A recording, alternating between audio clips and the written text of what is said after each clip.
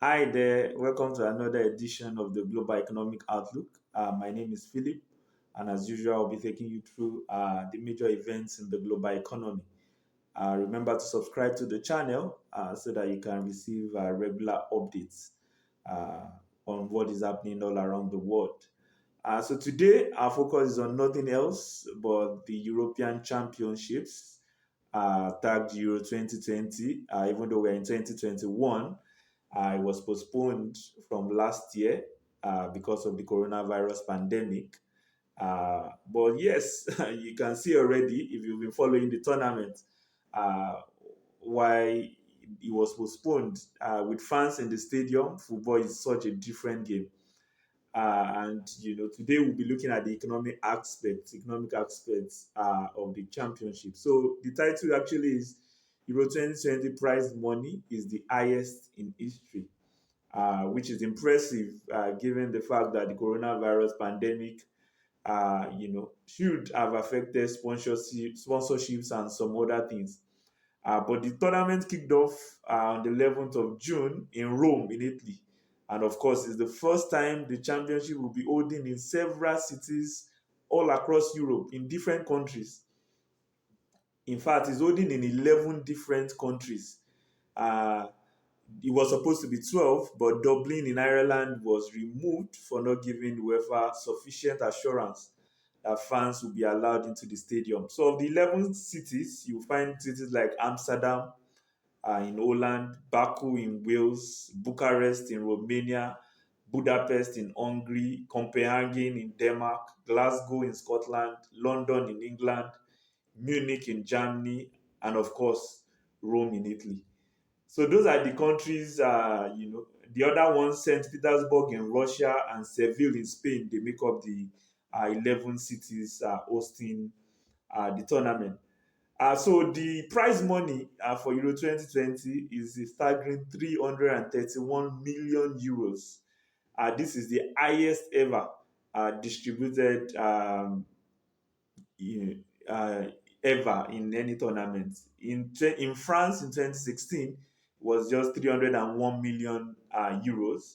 In fact, this year was Euro 2020 was supposed to command a higher figure than the 331 million. But for the impact of the virus, it should have been 371 million euros.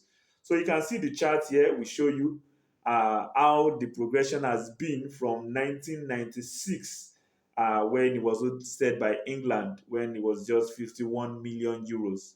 So you see the progression and it's staggering. 51 million euros in 96, 76 million euros in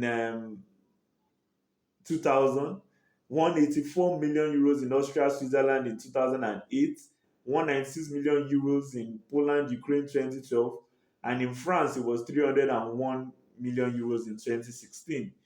So of course, each country, it depends on how far you go in the tournament. That will depend on how much each country will get. According to Casio Finanza, each victory in the group stage is actually worth 1 million euros. While if you draw, of course, you share the 1 million euros into two, and each team goes away with 500,000 euros. In the round of 16, which was just concluded, it's worth 1.5 million euros for each victory. Of course, that is a winner takes all part of it. So there can be a possibility of a draw, because even if there's a draw, you go into penalty shootouts and determine who the victor will be. So victories in the quarterfinal is worth 2.5 million euros, while in the semi-finals it is 4 million euros. Okay, for the two teams who make it to the final, we get 5 million euros each. But the champion, of course, will get an additional 3 million euros. So that's it. Clubs, fortunately, countries are not the only ones to earn from the tournament. Even clubs will get to share about 200 million euros. And this depends on how long their players are engaged in the competition. About 624 players were called up from different clubs. And if your club, the club you support, has a lot of players in the tournament or who are still there after the knockout round, then you can expect that your club will earn quite a lot of money.